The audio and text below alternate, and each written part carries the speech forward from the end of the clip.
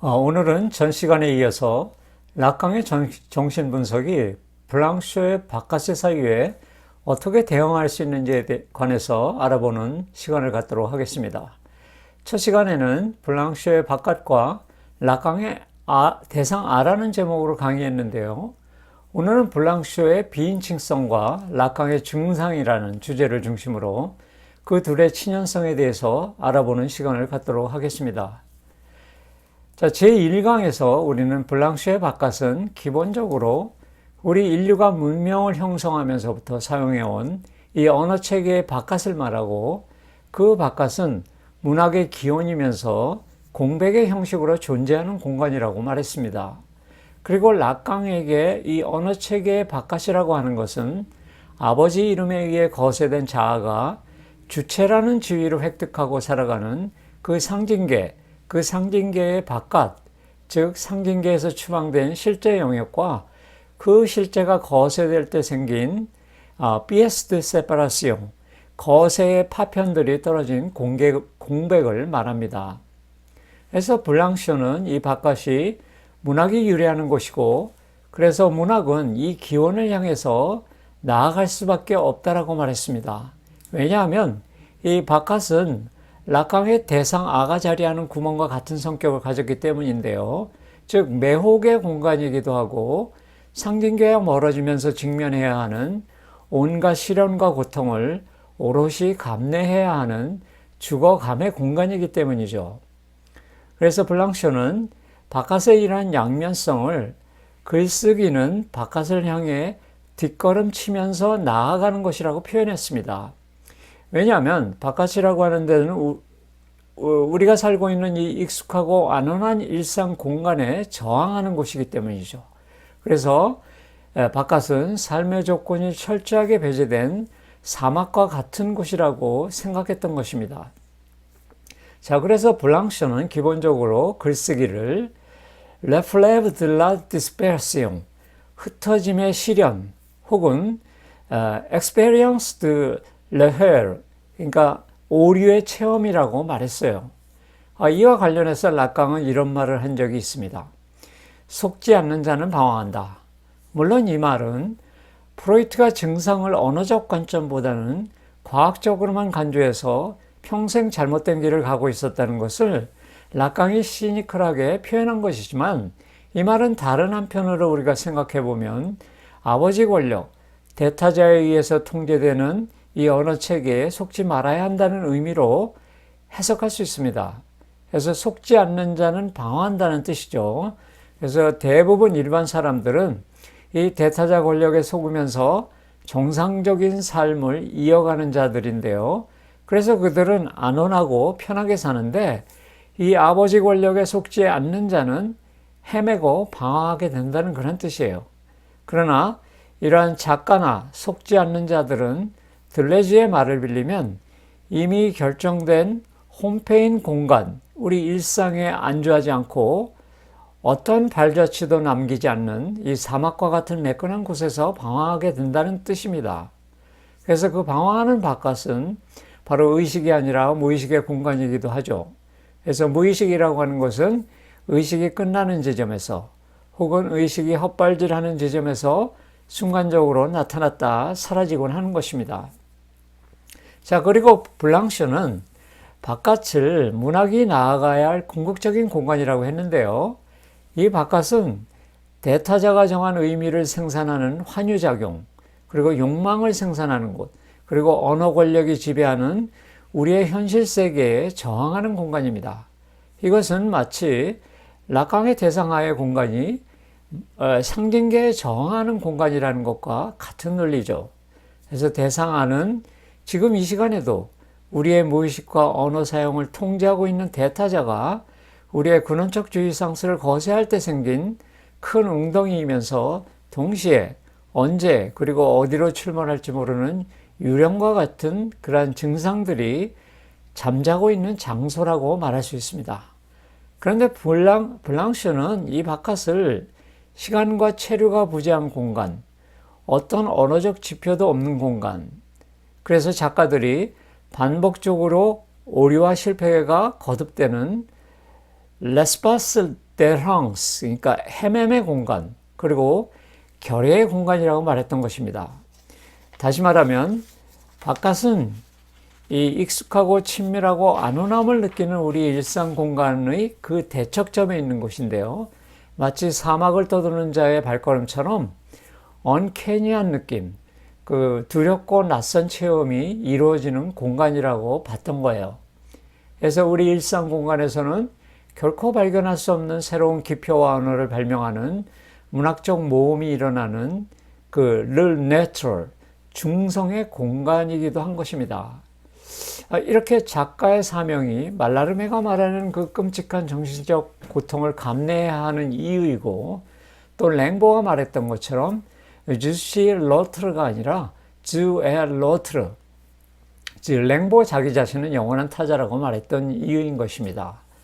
또 블랑쇼가 죽음으로 충만한 에오리디케를 발견하기 위해서 이 눈부신 태양이 비추는 낮의 세계에 등을 돌리고 밤의 세계로 들어갔던 이유이기도 하죠.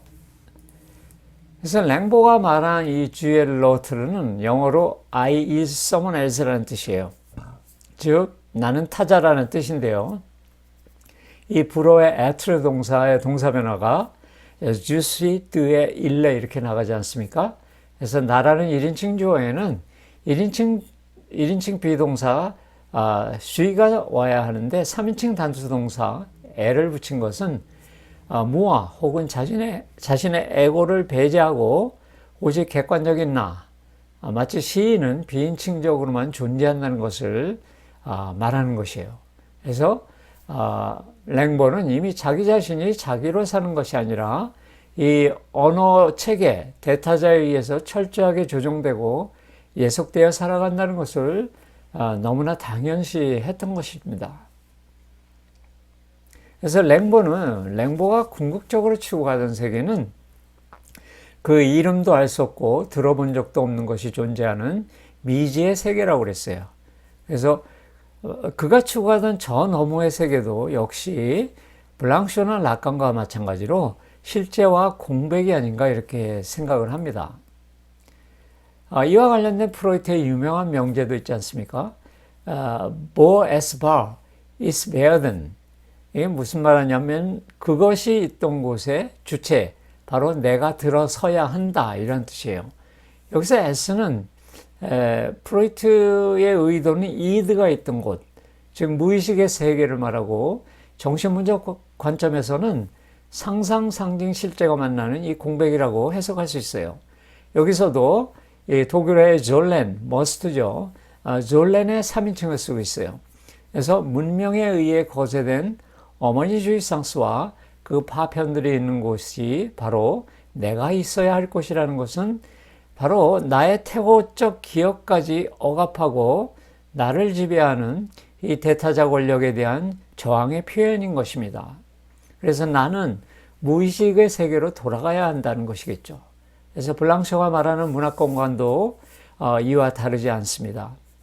그래서 방금 전에 얘기했지만 이렇게 작가들이 끔찍한 고통, 블랑쇼가 말하는 이 죽어감의 수동성으로 들어가는 이유는 마치 오르페우스가 에우리디케가 머무는 지옥으로 가는 것이랑 동일한 이유겠죠. 그래서 프로이트가 말한 보 에스 바, 그것이 있던 곳이라고 하는 것은 지금 우리가 편하게 느끼며 살고 있는 이 상징계의 저 너머 오들라라고 표현합니다. 그래서 어머니 주이상스가 있던 곳, 그리고 거세로 인해 떨어져 나간 상처의 파편들이 있던 곳에 내가 있어야 한다는 것으로 읽을 수 있죠. 그래서 이 문학 공간과 락강의 공백, 구멍은 이렇게 상호적으로 친연성을 가지는 겁니다. 그래서 블랑쇼 작품의 헛걸음이라는 작품이 있어요. 불어로는 for 바인데, 바는 BAS는 영어의 부정이라는 나트라는 뜻도 있고요. 명사로는 걸음이라는 뜻도 있습니다. 그래서 for 바는 헛걸음으로 번역합니다. 그래서 문학이라고 하는 것은 우리가 체류할 수 없는 사막과 같은 공간, 우리가 먹고 살 수 없는 공간이라는 뜻이죠. 그리고 역설적으로 공백에서의 방황을 통해서 인간 존재의 가장 깊은 곳을 발견하는 그런 공간입니다. 그래서 작가는 자신이 내딛는 한 걸음이 언제나 뒷걸음치는 한 걸음이 되는 아주 기이하고 두려운 공간 속으로 가는 자라고 블랑시오는 말했던 것입니다. 그래서 이는 무엇을 말하냐면 효율과 가성비를 최고의 미덕으로 삼고 있는 우리 이 금융 자본주의 사회에서 사는 사람들에게는 도저히 용서할 수 없는 일일 것입니다. 왜냐하면 작가의 걸음은 치밀하게 이해타산을 따지는 걸음이 아니라 한 걸음 전진하고 다음 걸음은 뒤로 물러나는 걸음이기 때문이죠. 즉 현실적 성과가 없는 걸음이라는 뜻입니다. 그러나 이러한 가제와 같은 걸음걸이가 오히려 행복이 계산된 성과로 결정되는 이곳이 아니라 새로운 목적지를 발견하는 걸음으로 비유했던 것이죠. 이 작가의 가제 걸음이 결코 헛된 발걸음이 아니라는 뜻이에요. 바로 이 지점에서 블랑시오의 무위의 글쓰기가 나오는 겁니다. 이 무위의 글자를 비교해 보십시오. 르에브르는 작품이죠. 르 데제브르망은 이 무위라는 뜻입니다. 근데 르에브르라는 이 불어의 단어는 작품이라는 뜻도 있지만 노동, 즉 어떤 특정한 성과를 바라고 하는 일이라는 뜻도 있습니다. 그래서 데제브르망은 이러한 특정한 성과를 바라고 하는 일을 없애버리는 것, 무위. 그래서 작품이라는 것은 이런 인위적 노동을 제거한 무위에 의해서 완성된다는 뜻이겠죠. 자, 우리는 1강에서 블랑시오의 바깥은 비인칭, 중성, 재난의 글쓰기가 일어나는 곳, 그리고 주거감의 수동성이 작동하는 곳이라고 말했습니다. 그래서 이 모든 바깥의 다른 말들을 하나로 묶으면 그 메타 언어는 저는 l'écriture impersonnelle, 그러니까 주거감의 수동, 비인칭의 글쓰기로 잡는 게 타당하다고 생각합니다. 이 비인칭의 글쓰기는 3인칭의 글쓰기로서 저자가 작품과 완전히 분리되는 상황을 말하는 것이에요. 그래서 블랑시오는 이렇게 말합니다. 작가에 대해서 More lettre, l'œuvre paraît vivre de cette mort, lettre était de trop. 저자의 죽음, more lettre. 작품은 저자의 죽음으로 살아가는 것처럼 보인다. 그러니까 저자가 죽어야지 작품이 살 수 있다는 그런 뜻이죠. 저자는 잉여일 뿐이다. 작품의 하나의 혹일 뿐이다. 이런 뜻이에요. 그래서 작가가 사라진다는 것은 락강에서 주체가 분열된다는 것과 너무 닮아 있다는 것을 알 수 있어요. 그래서 작가도 대타자의 세계에서 살 수밖에 없고 명성과 기표의 오리 속에서 글을 쓸 수밖에 없기 때문이죠. 그래서 락강에 있어서도 언어는 주체가 분열되는 곳에서 그 존재가 드러나듯이 작가가 사라져야 작품이 드러난다라고 하는 거예요. 이처럼 저자의 사라짐, 저자가 부재하는 이유는 작품은 작가나 주체보다 더 깊은 근원을 향해 있기 때문이라고 말합니다. 여기서 그 근원이라고 하는 것은 여러 가지 관점으로 해석 가능하지만 정신분석적 관점에서는 문명이 태어난 이후에 어머니 주입상스 상실로 인해서 생긴 공백이라고 우리가 말할 수 있습니다. 그래서 대상아의 자리인 이 구멍은 오래전부터 나의 앞서 존재했던 이름 없는 침묵의 소리, 유령의 목소리로 그러한 형식으로 들리는 것입니다. 그래서 문학도 이 공백을 향해 나아가는 것은 공통적입니다. 그래서 이 공백에 다가가기 위해서는 일상세계, 즉 단지 그 상징계를 재현하는 글쓰기로는 불가능하고 오직 상징계에 저항하는 새로운 언어를 발명해내야 하는 것이죠. 말라르면은 이를 파르홀 에상티엘, 본질적 언어라고 말했던 것입니다. 그런데 말입니다. 이 문학이 글쓰기인 것처럼 정신분석 임상도 역시 글쓰기를 통해서 전개되는 거예요. 그래서 정신분석 임상은 기본적으로 내담자의 서사, 내담자의 이야기죠. 더 직접적으로 말하면 내담자의 증상, 그리고 증상을 중심으로 내담자와 분석가 사이에서 서사가 전개되는 거잖아요. 그러나 일반적으로 또 내담자가 자기 이야기를 하면서도 자기 자신이 하는 것이 아니라 타자의 목소리로 얘기를 한다는 것이에요. 이와 같은 상황은 작가가 타자와 독립된 채 글을 쓰는 것이 아니라 내 무의식 속에 있는 타자, 대타자의 언어가 글을 쓴다는 사실과 그 맥락을 같이 하지 않습니까? 그래서 내담자가 어떤 이야기건 간에 그것은 내담자의 목소리가 아니라 타자의 목소리라는 것이죠. 그래서 같은 맥락으로 작가는 글을 쓰지만 빗금친 주체를 포기하지 않으면 타자가 글을 쓰는 결과가 되는 것이죠. 그래서 작가가 자신의 이름을 포기하는 것은 곧 대타자가 자신에게 부여한 이름을 포기하는 것입니다. 이처럼 정신분석이 문학적 형식으로 전개되고 또 빗금친 주체의 사라짐을 전제로 글을 써야 한다는 그 사실만으로도 블랑시오 문학과 라강의 정신분석이 맞닿아 있다고 할 수 있습니다. 자, 그래서 우리가 살고 있는 이 상징계, 일상 공간에 저항하면서, 즉 일상 언어를 배제하면서 새로운 언어인 문학 언어를 발명하자는 것이죠. 그러기 위해서는 바깥으로 가야 한다는 것이고요. 또 우리가 직접 실제 접근하기 어려우니까 공백으로 가야 한다는 것이 바로 블랑시오 바깥사유의 핵심입니다. 자, 그런데 이 공백은 라강에게는 상상, 상징, 실제를 단단하게 묶어놓은 대상화, 즉 부분 충동이 떨어진 자리이고요. 블랑시오에게는 비인칭, 중성, 재난, 그리고 오르페우스의 또 다른 밤이라는 공간인 것입니다.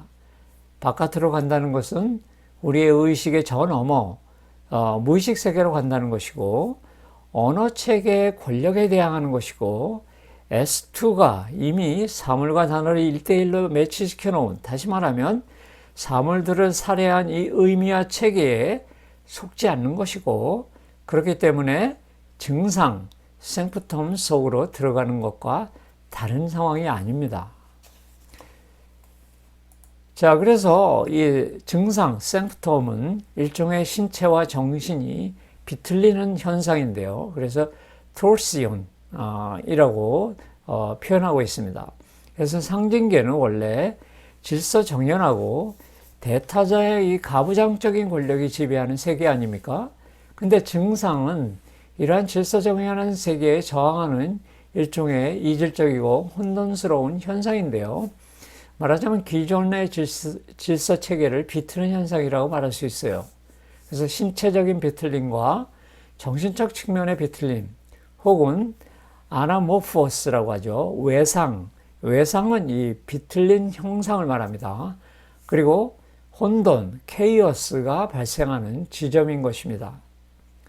그래서 사실 우리는 살면서 누구나 아버지의 이름에 의해서 질서화되고 가부장적 권력이 지배하는 이 세상에서 안온함을 느끼면서 한편으로는 더 이상 견딜 수 없을 것 같은 그런 존재론적 사건, 나의 존재 전체를 뒤흔드는 진리의 사건을 마주할 수도 있습니다.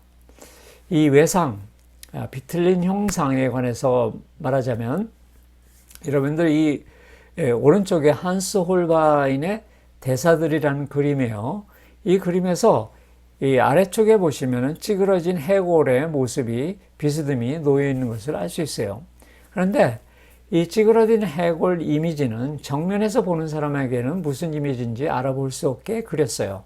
그런데 관람자가 그림으로부터 멀어지면서 상단 25도 각도에서 보면 해골이 보이면서 관람자로 하여금 언캐니함, 기이함을 느낄 수 있게 제작했던 것이에요. 바로 이러한 현상이 무의식 공백을 만날 때 우리에게 드는 두려운 낯섦이라는 느낌인데요. 이런 느낌은 바로 우리가 증상을 직면할 때, 증상을 체험할 때 느낄 수 있는 것으로서 라강은 이를 증상을 마주하는 방식 혹은 증상의 본질을 이 그림이 상징하고 있다라고 본 것입니다. 자, 경제적 환란. 어떤 사람이 이 경제적 환란을 당했다고 칩시다. 특히 또 우리나라와 같이 이 정치적 아노미에 빠져서 고통받는 경우도 있겠죠. 또 개인적 차원으로는 존재론적 불안, 또 사랑의 상처와 같은 이렇게 내가 이 숫자가 행복을 결정하는 이 세속 세계에서 안온함을 느끼면서도 불현듯 혼돈과 공백으로 나에게 다가오는 사건을 알랭 바디우는 오히려 그 진리가 가능한 사건이라고 말하고, 하이데거는 존재론적 사건이라고 지칭했던 것입니다. 이와 같은 사건들을 정신분석 관점에서는 생프텀, 증상이 들어왔다라고 말할 수 있습니다. 기본적으로 존재론이라고 하는 것은 하나의 증상이 발생하는 지점이라고 말할 수 있던 것이죠. 그리고 플로이트는 이 증상을 억압된 성충동에 뒤집힌 판본이라고 말했는데요. 이것은 무슨 말이냐면, 증상이라는 것이 억압된 것이 귀환되는 것이고, 그 귀환되는 것은 고통의 형태로 귀환되고, 근데 그 억압된 상태가 원래 있던 그대로 돌아오는 것이 아니라 전혀 다른 형태로 변장해서 귀환한다는 그런 의미입니다. 그런 대표적인 게 꿈이라는 것이죠. 또 락강은 이 증상을 어머니 주이상스가 상실된 것, 즉 실제를 압축적으로 표현한 것, 돌려 말하면 실제를 은유하는 작용이라고 보았던 것이에요. 그리고 후기 락강에는 증상을 아예 주이상스의 상실에 대한 잉여적인 보상이라고 말했습니다. 그래서 증상에 대해서 락강은 점점 초기보다 후기로 갈수록 긍정적인 측면을 강조하는 방향으로 나아가고 있다는 것을 알 수 있습니다. 자, 이같이 증상은 실제와 상징계를 연결하는 통로의 역할을 할 수 있는 것이고, 또 증상에 대한 프로이트와 락강의 정의에 근거하면 증상은 고통이지만 동시에 향유의 통로로도 작용하고 있다라고 말했던 것입니다. 자, 아이가 아버지의 이름, 대타자에 의해서 거세되면서도 끝끝내 놓지 않으려 했던 부분 충동들과 언표가 불가능한 대상아가 떨어지는데, 이 대상아는 그 자체가 결여를 의미하지만 그렇기 때문에 기표들의 연쇄로부터 발생한 욕망들을 유인하는 역할도 해요. 그래서 이 자리가 증상의 자리라고 하는 것입니다. 이제 어떻게 보면 이 주체는 상징계에서 쾌락을 향유할 수도 없고, 그렇다고 상징계 속에서는 자기 의지대로 행동할 수 없기 때문에 혼돈의 주체라고 할 수 있고, 그런 의미에서 증상 자체라고 말할 수 있어요. 즉, 이 빗금친 주체가 곧 증상이라는 것이죠. 그래서 락강은 대부분 사람들은 정신병에 걸리지 않는 대부분 사람들은 일종의 신경증자라고도 신경증에 걸린 사람이라고 말했던 것인지도 모릅니다. 그래서 이 증상이라는 것이 주체에게 반드시 부정적인 효과만 미치는 것은 아닙니다. 아까 증상이 정신적 뒤틀림이라고 말했는데요. 이 뒤틀림은 spiritual awakening, 그 정신적 각성이 일어나는 계기도 될 수 있는 것이죠. 증상이라고 하는 것은 이렇게 주체가 존재의 결여라는 이 상징적 질서에 귀속되어 있지만, 한편으로는 현실에서 그 주체로 하여금 주이상스의 실제적인 경험, 실제의 체험을 가능케 하는 통로가 될 수도 있는 것입니다. 그래서 우리는 증상을 부정성의 대상으로만 볼 것이 아니라 주체 그 자체라고 볼 수 있다라고 하는 것이죠. 자, 여기서 알랭 바디유의 레벤망 오브르 라 포시빌리테 퀸 베리테, 진리의 가능성을 열어주는 사건과 하이데거의 온톨로기시 에라이그니스, 그 존재론적 사건에 대해 언급할 필요가 있는데요. 우리는 존재론을 증상의 일정이라고 볼 수 있다는 겁니다. 그래서 알랭 바디유는 새로운 것이 출현할 가능성이 있는 사건을 진리가 일어날 가능성이 있는 사건이라고 말했는데요. 락강의 증상이라는 것도, 그리고 대상아라는 것도 우리가 명확한 단어로 언표할 수 없지만, 우리가 죽어감의 수동성이라는 고통을 감수하면서 그 공백을 파고 들어간다면 주이상스에 가장 가까운 새로운 기표를 발견할 수 있는 통로가 될 수 있다는 거예요. 그래서 바디유 철학의 핵심은 공집합, 공백이 존재한다는 거예요. 그래서 공집합은 모든 곳에 있고 눈에 보이지만, 그러나 한편으로는 현시 불가능한 것이라고 말했어요. 그래서 이 말은 주이상스의 상처의 흔적이 주이상스가 없는 것도 아니고 있는 것도 아닌 모호한 공간인 것과 같은 맥락입니다. 자, 알랭 바디유의 그 존재론적 사건을 여기서는 다 말할 수 없고요. 하이데거가 말하는 존재론적 사건도 나의 존재 전체를 뒤흔들 만한 온톨로기시 앙스트, 존재론적 불안에 직면하는 사건을 말합니다. 그래서 존재론적 불안 속으로 들어가서 자기 내면에서 침묵의 형식으로 들려오는 그 양심의 목소리를 듣고 또 남이 다 회피하는 그 본래적 죽음을 향해서 선고하는 시도를 하는 사건을 말하는데요. 다시 말하면 이 존재론적 사건이라는 것은 우리의 삶이 펼쳐지는 일상세계로부터 추방되는 경험, 본래적 죽음으로 향하는 경험이고, 동시에 이러한 경험은 블랑쇼의 글쓰기 방식을 의미하는 바깥의 경험이기도 한 것이에요. 자, 이렇게 정리를 하고, 특히 이 말라르메는 자기 자신은 식구를 파고들면서 두 개의 절망적 시면을 만났다고 말합니다. 그래서 그 중에 하나는 le néant, 무이고요. 두 번째는 la vie de poitrine, 내 가슴 속의 깊은 공허라고 그랬어요. 그래서 이렇게 얘기를 합니다.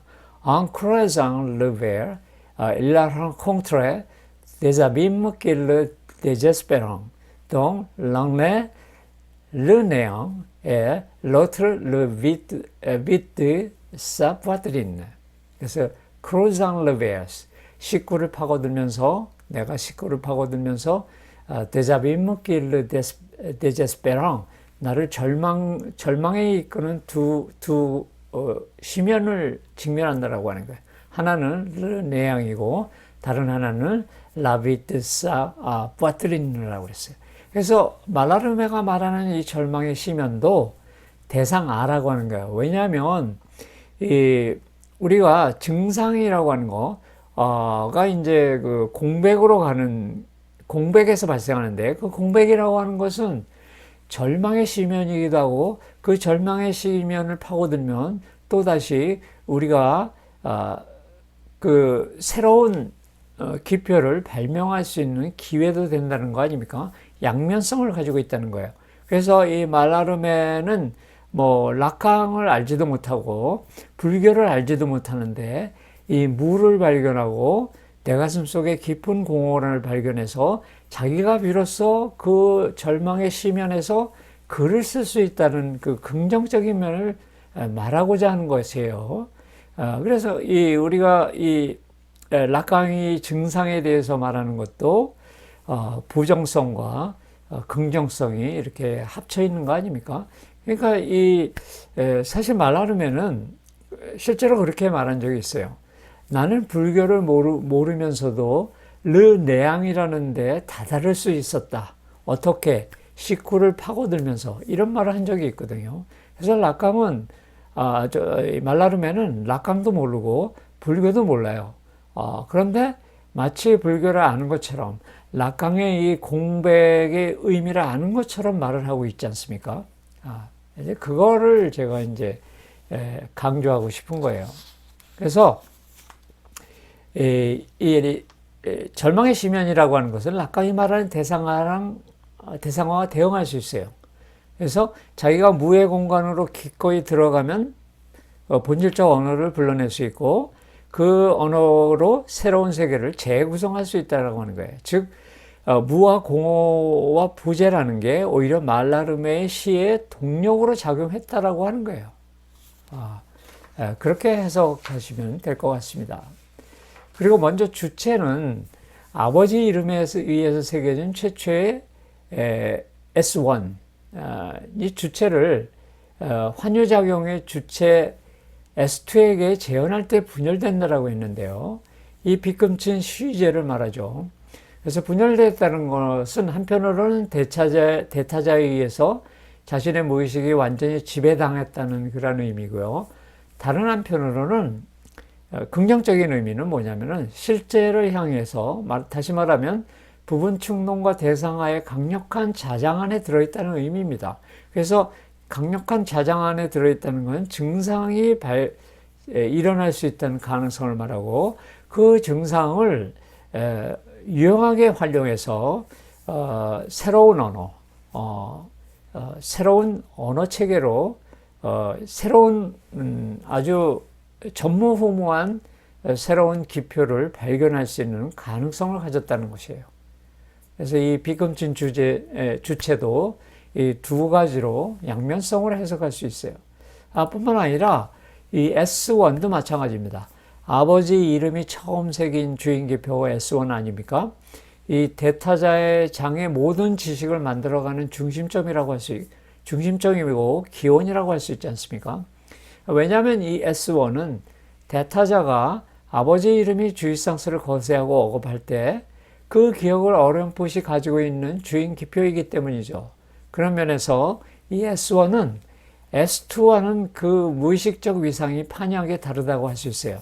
그래서 락강은 이 S1이 주의상스의 먼 과거의 흔적이 어디에 위치해 있는지에 대해 주체에게 알려주는 그 일종의 지식의 표지라고 말합니다. 이 지점에서 락강은 Le savoir est la jouissance de l'autre, 지식은 대타자의 주의상스다 라고 말합니다. 그래서 지식은 지식인데 S2의 지식이 아니라 무의식의 지식이라고 하는 거예요. 그런 면에서 다른 시니피앙의 조물주 역할을 하면서 한편으로는 실제와 무관하다고 할 수 없는 양방향적인 존재라고 말할 수 있어요. 그리고 락강은 세미나 16부터는 잉여 향유 대상아라는 개념을 제시했는데요. 이 부분은 또 다른 강의에서 다루도록 하겠습니다. 하여튼 우리 비금진 주체, 분열된 주체와 최초의 기표, 상징계에서 최초의 기표 이 S1은 다른 S1은 S2와는 아주 판이하게 다른 무의식적 위상을 갖고 있다는 거예요. 그러니까 무의식적 위상을 갖고 있다라고 하는 것은 대상 A가 있는 자리에 쉽게 접근할 수 있는 그런 위치에 있다라고 하는 거예요. 자, 그러면 마지막으로 블랑슈의 바깥의 사유의 다른 이름에 대한 담론들을 살펴보도록 합시다. 전체적으로 이제 블랑슈를 정리하겠습니다. 그래서 블랑슈에게 바깥이라고 하는 것은 주체가 언어체계 권력에 의해서 세계로부터 추방된 공간이고, 한편으로는 문학이 궁극적으로 지향하는 공간이라고 했지 않습니까? 그래서 우리가 규정된 그 습속과 규범, 도구마, 독단과 우상, 그리고 그것들을 형성한 언어 권력으로부터 탈주해서 바깥에서 작가는 글을 쓰고 독자는 작가를 따라가서 바깥에서 소통하는 것입니다. 그리고 블랑슈는 이 바깥이란 이 작품이, 바깥이라고 하는 것이 작품이 그 중심적으로 향해 가면 갈수록, 다시 말하면 완성을 향해 가면 갈수록 작가는 그 반대로 바깥으로 더욱더 밀려난다라고 말해요. 그런 면에서 작품의 중심점은 문학의 기원이면서 내밀성이고 바깥하고 구별되지 않는 현묘한 공간인 것입니다. 즉 바깥은 앵꼬니, 아직 미지의 공간, 그리고 앵데터미나블로, 결정되지 않은 공간이죠. 한편 락강이 말하는 이 대상하의 공간 역시 상상의 형상과 상징의 권력과 실제의 파편이 공존하는 미지의 공간, 미결정의 공간입니다. 이런 점에서 공통점이죠. 또 블랑슈에게 작품의 중심점은 작품의 근원이면서 문학의 기원이에요. 그래서 작가는 작품의 중심점, 즉 문학의 기원에 결코 도달할 수 없다고 본 것입니다. 그런데 이렇게 작품의 중심점에 도달할 수 없다는 그 불가능성이 오히려 작가로 하여금 글쓰기를 잠시도 끊이지 않고 지속하게 한다라고 말합니다. 그리고 이 작품의 중심점, 문학의 기원을 절대적 바깥으로 지칭했던 것이에요. 그래서 문학의 공간이라는 작품의 중심점인 이 오르페우스의 시선에서 바카스의 또 다른 이름인 최초의 밤과 또 다른 밤이라는 개념이 나오는데요. 그 최초의 밤은 문학 공간으로 가는 첫 번째 밤으로서 아직 낮의 기운이 서려 있는 밤으로서 언어에 의해 모든 것이 사라지는 밤이에요. 그래서 언어가 사물을 살해하는 밤이라는 뜻이죠. 락강에서는 어떻습니까? S2의 세계가 그 환유작용으로 사물을 살해하는 장소 아닙니까? 그거 똑같은 것이에요. 그러나 또 다른 밤이라고 하는 건 뭐냐면 오르페우스가 하데스 왕과의 약속을 위반하고 에우리디케를 뒤돌아보는 밤으로서 글쓰기를 통해서 말하자면 상징계에서 사라진 사물들이 다시 나타나는 밤이라고 하는 거예요. 더 정확하게 말하면 사라짐의 나타남, 일어나는 공간이라는 거예요. 그래서 이처럼 문학 공간은 상징계에서 기표들의 연쇄장으로 생겨난 이 일상으로 글을 쓰는 것이 아니라 언어 권력이 사라진 무위의 상태에서 작가에게 다가오는 문학 언어로 글쓰기를 하는 공간이라는 것이에요. 그래서 오르페우스는 이미 죽어서 지옥으로 내려간 에우리디케의 삶으로, 에우리디케가 삶으로 충만한 얼굴이 아니라 오히려 죽음으로 충만한 얼굴을 보기 위해서 금기와 위반의 언어를 구사한 것으로 봐야 됩니다. 자, 아직 결정되지 않은 공간인 이 문학 공간에서는 비인칭의 언어, 중성의 언어를 사용하는데 이 대목에서 블랑쇼는 레비나스의 타자의 얼굴을 뜻하는 일리아 개념을 라파로 앵페르소넬, 비인칭의 언어의 대체어로 사용하고 있어요. 즉 작가와 독자는 물론이고 이 세계의 어떤 인격체와도 일말의 관련성, 일말의 이해관계도 없는 말, 즉 어느 누구도 하지 않은 말로 치환시켰던 것이에요. 그래서 블랑쇼는 카프카의 작품들에서도 비인칭적 글쓰기를 발견하는데요. 카프카는 언제나 나, 즈라는 주체가 그가 되는 시점 이후에야 글쓰기를 시작한다고 말했던 것이에요. 그래서 이 비인칭의 글쓰기는 결국 기존의 나의 무의식을 지배하고 있는 상징계의 대타자의 소나기에서 빠져나가서 무와 공백의 지대로 들어가는 거예요. 그래서 이를 블랑쇼는 네트랄리테, 중성의 상태라고 표현했는데요. 이 중성적이라고 하는, 네트랄이라고 하는 말은 알려지지 않은 것, 그리고 아직 결정되지 않은 것, 그리고 현묘한 것을 말하는데 알려지지 않았다는 것은 존재와 비존재, 현존과 부재 사이에 있는 모호함이라고 할 수 있죠. 결국은 이 중성의 공간이 락강이 말하는 바로 결여와 부재의 빈 공간, 구멍이고 어머니 주입상수로 분리될 때 생겨난 대상화가 위치하는 증상의 자리인 것입니다. 그래서 락강에게 실제라는 것은 어차피 어떤 특정한 언어로 개념화되거나 단정지을 수 있는 것이 아닙니다. 그러나 실제는 상상계에서 추방된 것이지만 평생에 걸쳐 나에게 반복해서 유령처럼 출몰하는 것이기 때문에 실제를 포착해야 하는 작가나 예술가들은 실제를 향해 나아가지 않을 수도 없는 노릇입니다. 특별히 작가들은 실제에 다가가기 위한 순수 언어를 찾는 노력을 멈추지 않을 뿐만 아니라 그때마다 죽어감의 고통을 기꺼이 직면하고자 하는 사람들이에요. 다시 말하면 작가는 실제가 어느 체계 바깥에 있다고 해서, 즉 바깥이 우리의 언어로 말할 수 없는 영역이라고 해서 입을 꾹 다물고 있는 것이 아니라 비인칭의 언어라든지 중성의 언어, 상징계에 저항하는 언어로 실제에 가장 가까이 가고자 하는 그러한 자들입니다. 그러므로 작가는 어차피 존재한다고도 존재하지 않는다고도 할 수 없는 이 중성의 영역에서 헤맬 수밖에 없는 존재죠.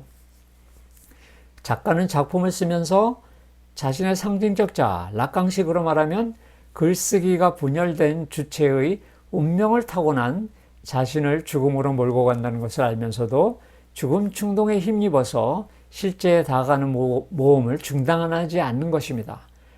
그럴 때 요구되는 것이 바로 중성의 공간이라고 하는 것이죠. 이와 같이 비인칭적 글쓰기, 중성의 글쓰기, 그리고 카오스의 글쓰기가 모리스 블랑쇼의 바카스의 사유의 다른 이름들입니다. 바카스의 사유는 의미의 확정성에 결코 안주하지 않고 미지의 것 혹은 중성적인 것과 관계 맺게 하는 글쓰기와 이 문학 언어를 집요하게 추구하는 사유라고 할 수 있어요. 자, 그래서 이 passivité du mourir, 죽어감의 수동성과 le mort du écrivain, 작가의 죽음이라고 하는 것은 누구나 죽음에 임박한 상황이 되면 공포와 두려움에 극단해서 오히려 쾌락 원칙, 현실 원칙에 저항하는 수동성이 침잠하게 되는데 바로 이러한 상황을 글 쓰는 작가에 비유한 것입니다. 자, 죽어감의 수동성과 비인칭 글쓰기를 가장 잘 반영한 블랑시오의 픽션은 르 데흐니엘의 업무 최후의 인간인데요. 그 부분은 시간이 많이 가서 다음 기회로 넘기도록 하겠습니다. 오늘 여기까지 그 라캉의 증상과 블랑시오의 비인칭성이 어떻게 대응되는지, 말하자면 문학과 정신분석이 어떻게 대응되는지에 대해서 설명했습니다. 오늘 여기까지 청취해 주셔서 대단히 감사합니다.